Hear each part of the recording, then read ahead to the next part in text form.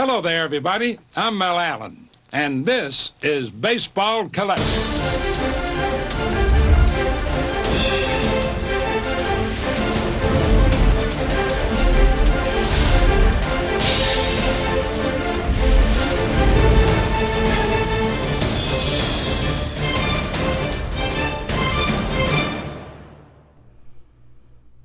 Yo and hello everybody, Mike here, Baseball Collector, and I'm going to do a video today that is a part 2 to the series that I started a few days ago when I did a series on if Harold Baines is in the Hall of Fame, then ...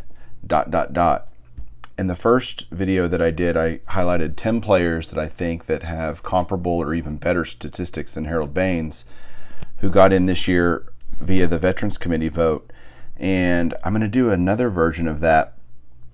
And I'm also going to do one on pitchers. But today, I'm going to focus on a very special group of people that are not in the Hall of Fame, of players that are not in the Hall of Fame. And that's the juicers. That's the cheaters. And what makes them different and why I think this is an interesting topic is it's such a polarizing topic. Everybody either is let them all in, don't let them in at all, this and that. I have this stance. This is my opinion on how that unfolds, is that I look at baseball in terms of eras and I break it down, and you got the dead ball era, the live ball era, you've got the pitching dominant era of the late 60s, etc., 60s and all that. And I think you just have to kind of take all of it into account and kind of look at, all right, who are the best players in that era? And the steroid era is definitely an era that you have to pay attention to, and you can't just dismiss it from baseball history. You can't just say, well, none of that counts. You can't count any of that stuff because they all cheated. And to me, I also look at it from the standpoint of if you don't know that they were clean, no one's clean. And guess what? You can't know that anyone was clean. Did Derek Jeter use steroids? I don't think so. Pretty sure he didn't, but I don't know that he didn't. And therefore, any player that played in that era is either under suspicion, or you just go, look, that was the era that they played in, and let it be what it is. So that's kind of the area that I've fallen on, because some of these players that I'm going to talk about were some of the best players that I've ever seen play. And I watched baseball all throughout this era. I was a huge baseball fan and still am, but I mean, during that time, it was a very, like all these players, I watched their entire careers that I'm going to talk about today. So when I tell you this is who I think should be in, not only do I have statistics to follow it up, but the eyeball test worked pretty well too for me as I was growing up watching these players. So I'm going to start with really kind of the most deserving to the least deserving of this group of players. So, and I also, by the way, so a couple of criteria. Number one, I only used players that are either on the ballot currently or have fallen off the ballot due to lack of support. So guys that aren't eligible yet aren't included in this list. The A-Rods, the David Ortiz, those guys aren't on here. And then the other thing I'm not considering are pitchers. These are just position players that I'm looking at. But of course, Roger Clemens should be in the Hall of Fame. So I'll leave it at that with the pitchers. So my first player here to consider, or that I think should be in the Hall of Fame, is, of course, Barry Bonds. Like the most obvious one of all the alleged juicers is Barry Bonds. And Barry Bonds was, simply put, the best player I've ever seen play. And been watching baseball a really long time. Remember, I look at a few certain things. I look at kind of this statistics that I've created called the elite percent. And what that does is takes the number of all-star games, gives it 1 point, takes the number of MVPs, assigns it 3 points, and then you get these elite points divided by the number of years they played. That tells you kind of how elite they were, and were they the best of the best. And to me, look, Gold Gloves matter and Silver Sluggers matter and all that stuff, but just for my simpleton gorilla math, I'm just going to use MVPs and all-star appearances. I also use the Hall of Fame monitor, which is a Bill James creation, which just measures the likelihood that a player will be inducted into the Hall of Fame. And for that, about 100 is average for Hall of Famers. Anything over 130 is considered to be an absolute yes, they should be in the Hall of Fame. And then when I looked at their statistics, because different players played for different lengths of time, in order to create an apples-to-apples comparison, I simply look at their 162-game average when it comes to their kind of counting stats. Batting average, slugging, runs, hits, home runs, and RBIs. So those are all the different things I use to kind of create this list. There's 10 players, and I'll put baseball cards in front of you so you can see them. But the first and, again, most obvious is Barry Bonds. Played 22 years, and 22 years, 14 All-Star appearances, 7 MVP awards. His elite percentage is over 100. I mean, it's not even calculating. It's 159%. He also had 8 Gold Gloves and 12 Silver Sluggers. His Hall of Fame monitor is an astonishing 340. Remember, I said 130 is a lock. He batted .298, slugged .607, averaged 121 runs, 41 homers, and 108 RBIs per 162 games. So, yeah, Barry Bonds is a Hall of Famer. Next up is Rafael Palmeiro. Why this guy fell off the ballot so fast is obviously a steroids issue, but let me tell you, Palmeiro, who played 20 seasons in the major leagues, is a absolute lockdown first ballot Hall of Famer. Or should be anyway. Even though he was only in 4 All-Star games, 500 career home runs, 3,000 career hits. There's only like 3 or 4 other players, I can't remember, that have done that, including Hank Aaron. So that's a very elite group. And Palmeiro's Hall of Fame monitor is 178, which is way over the 130. He had 3 Gold Gloves, 2 Silver Sluggers. He batted .288 for his career, slugged .515, averaged 95 runs, 173 hits, and 33 homers and 105 RBIs. I mean, come on. Absolutely to Rafael Palmeiro. Next up is this guy right here, Mark McGwire. To me, he's another. The first 4 or 5 guys are all slam dunks. Bonds, Palmeiro, McGwire to me. 16 years that he played, 12 All-Star game appearances, which is a 75% elite percentage, meaning he never won an MVP award, which is ironic, but he did, again, make 12 All-Star games in only 16 seasons. 1 Gold Glove and 3 Silver Sluggers. His Hall of Fame monitor is 170. He only hit .263 for his career, but he slugged .588, averaged 101 runs, 50 home runs. Yeah, I didn't make that up. 50 and 122 RBIs over his career. So, to me, Mark McGwire is a surefire Hall of Famer. Next up, Jeff Kent. And to me, Jeff Kent epitomized what it meant to be an all-around second baseman. He was just so good offensively that it wasn't the greatest defensive second baseman, but to me, there's no question Jeff Kent deserves to be in the Hall of Fame. He won an MVP. He was a 5-time All-Star, which puts his elite percent at 47%. 4 Silver Sluggers. He has a Hall of Fame monitor of 122. Batted .290 for his career. He averaged 93 runs, 27 homers, and 107 RBIs. Pretty darn good for a second baseman. All right, next up is, I'm going to do something here now that I'm getting to the smaller cards. I'm going to put this out here. I'm going to move this back a little and start with this guy. Slammin' Sammy Sosa.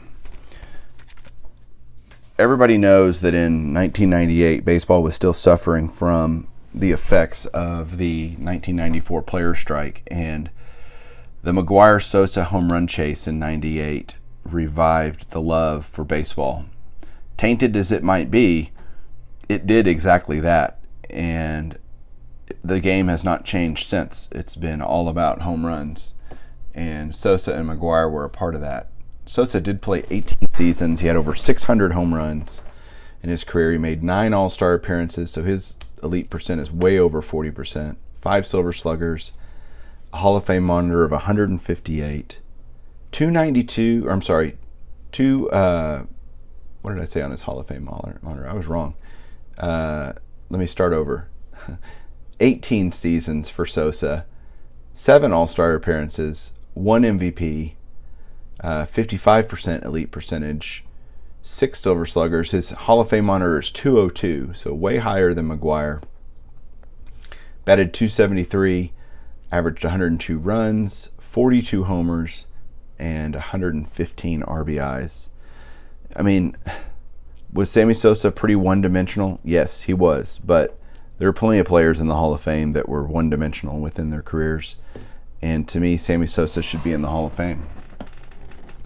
Next up is this guy, Manny being Manny. Love him or hate him, Manny Ramirez was an amazing baseball player, and this card is not the greatest signature in the world, but it's the only one I have of Manny Ramirez. Manny played 19 seasons. He had 12 All-Star appearances, 9 Silver Sluggers. He has a Hall of Fame monitor of 226, so even higher than Sosa, because he batted .312, slugged .585, had 109 runs, 39 homers, and averaged 129 RBIs. Look, Manny on this list, I mean, he got busted. Like, he got suspended several times for PED use, and I get it, but there is no question that Manny Ramirez was an amazing baseball player, and in that era, one of the best and most feared hitters of that era, period. Drugs or not, roids or not. Next up is this guy, Gary Sheffield, 500 home run club member. Gary Sheffield played for a whole lot of teams for 22 seasons, but he had 9 All-Star appearances in those 22 years, 5 Silver Sluggers. His Hall of Fame monitor is 158, so solid there. He batted .292 for his career, which I was surprised at that. I didn't know his average was so high. Slugged .514, 103 runs. Notice all these guys average over 100 runs or close to it, so they're scoring runs. He averaged 169 hits, 32 homers, and 105 RBIs. So just a great career for Gary Sheffield, and should be in the Hall of Fame. Next up, this guy right there. One of my PCs growing up. So was Darryl Strawberry, which I highlighted in the first video, so it may look like I'm doing homer picks to make up for my choice of PC players growing up, but Juan Gonzalez, an amazing talent. This card is completely badass, by the way. This is one of the 98 Donruss Signature Series preview cards. These were very low numbered. I mean, it's not numbered at all, I don't think, on the back. Let me look. Can't remember. Yeah, it's not numbered on the back, but these were very low print runs on these preview cards. Very hard to get, and I love it. Absolutely love it. So when I sold my Juan Gonzalez collection, I said, I'm keeping this card. Like, it's the one I kept out of my entire Juan Gonzalez collection. But Juan played 17 years, 3 All-Star Game appearances, which isn't that many, but he had 2 MVP awards in 96 and 98. He had 6 Silver Slugger awards. He batted .295 for his career, slugged .571, averaged 102 runs, 186 hits per 162, so more than anyone else. Averaged 42 homers and 135 RBIs. That's insane. He was incredible. I think he had the most home runs of any player in the 90s and was incredibly dominant during a decade where there were a lot of dominating players.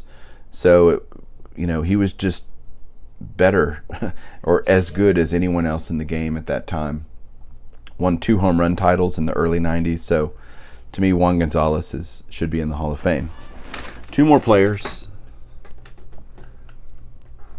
This guy right here, now I'm getting to the kind of surprising ones. Maybe Juan Gonzalez surprised you a little, Gary Sheffield. But Miguel Tejada, had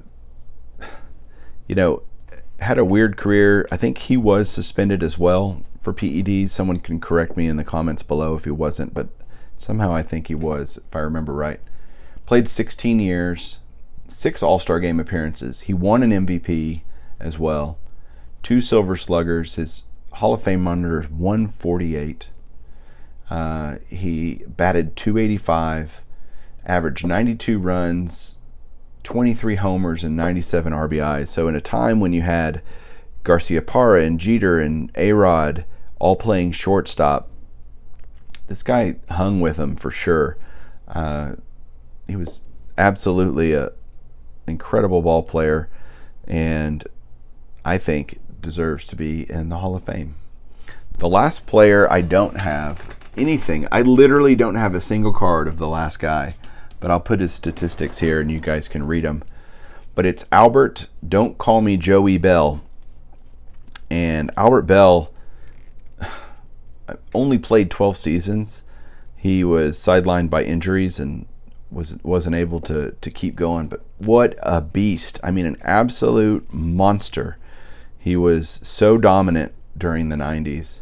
He had 12 seasons. He had 5 All-Star Game appearances, 5 Silver Sluggers. His Hall of Fame monitor is 135, so above kind of the lock Hall of Famer. 295 career average, slugged .564, averaged 103 runs, 182 hits, 40 homers, and 130 RBIs per 162. I mean, just insane. He had a huge temper, and so he was ejected from a lot of games. He got caught cheating, all these things, and so he's not well liked in the general media. But Albert, don't call me Joey Belle, is definitely someone that needs to be considered for the Hall of Fame. From this nice group, the Cheaters group, the Juicers group, maybe Jose Canseco would be proud that we're honoring all the Juicers out there with who should be in the Hall of Fame. Look, there are guys in the Hall of Fame now that probably use steroids, and so, or performance-enhancing drugs of some kind. So to think that there's not is naive. And so if that's the case, look, just look at it as an era.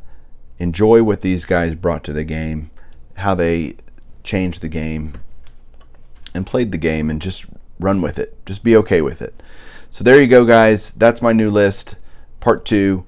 Expect parts 3 and 4 over the next week or two. I'll get those ready and do those for you guys. But there you go. There's my opinion on the Juicers and 10 guys that I think should be in the Hall of Fame despite their PED suspicion. Thanks, guys. Have a great day and keep collecting.